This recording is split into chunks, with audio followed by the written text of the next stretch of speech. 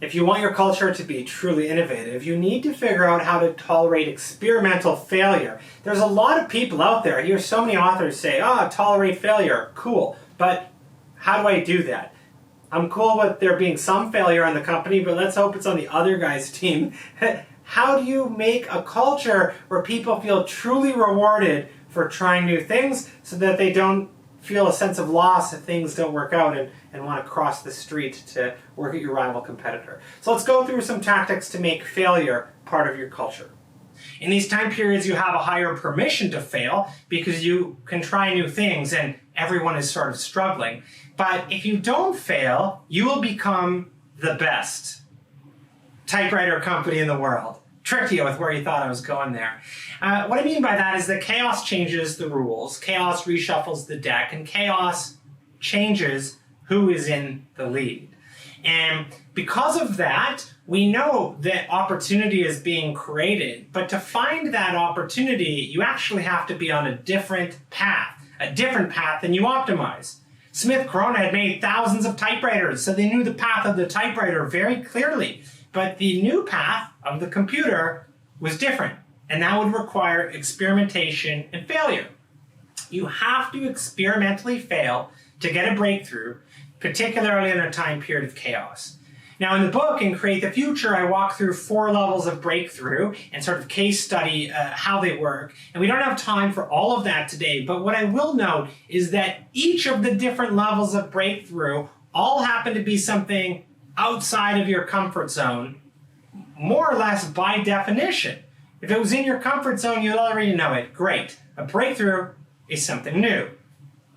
Culture eats strategy for breakfast.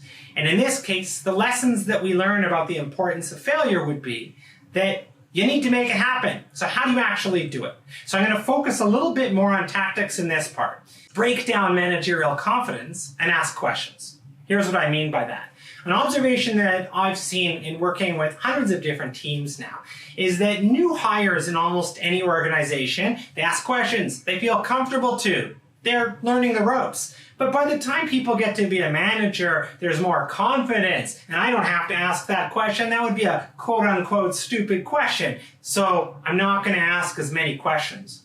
But often, by the time you get to the CEO or a great leader, you suddenly will have someone who asks questions again. Wait, why are we even in this business? Are we even doing the right thing? Could we think of this in a totally different way? So the challenge for you is to recognize that our own skill and expertise can cause us to act too much with confidence instead of starting from ground zero and really questioning rational thought to see if we have different potential. The next tactic, another simple one, don't ask, do you like it? Ask, what's wrong with it? Which is a different way of trying to focus on continual improvement instead of seeking validation from your peers. If you like it, do I really care if you like it? I like it. It's good. Just tell me what would enhance this to make it better and get it to the next level. Next up, make experimental failure a part of every day. I thought I'd take a little diversion from this and give you a Michael Jordan quote I've always liked. I've missed more than 9,000 shots in my career. I've lost almost 300 games. 26 times I've been trusted to take the game-winning shot and missed. I failed over and over again in my life, and that is why I succeed. Next tactic, another one I love. Win like you're used to it, and lose like you enjoy it. A couple quick ones, some that we went over in other seminars, so I'll go a little quicker. You could create a gambling fund, host project funerals, interpret failure as a training cost, give permission slips to fail, or use failure as a benchmark for big thinking. The workshop questions when it comes to failure include, what was your last biggest work failure and what did you learn from that experience? What tactical things could you do to make failure less intimidating for yourself and for those on your team? And what childhood failure led to greater success?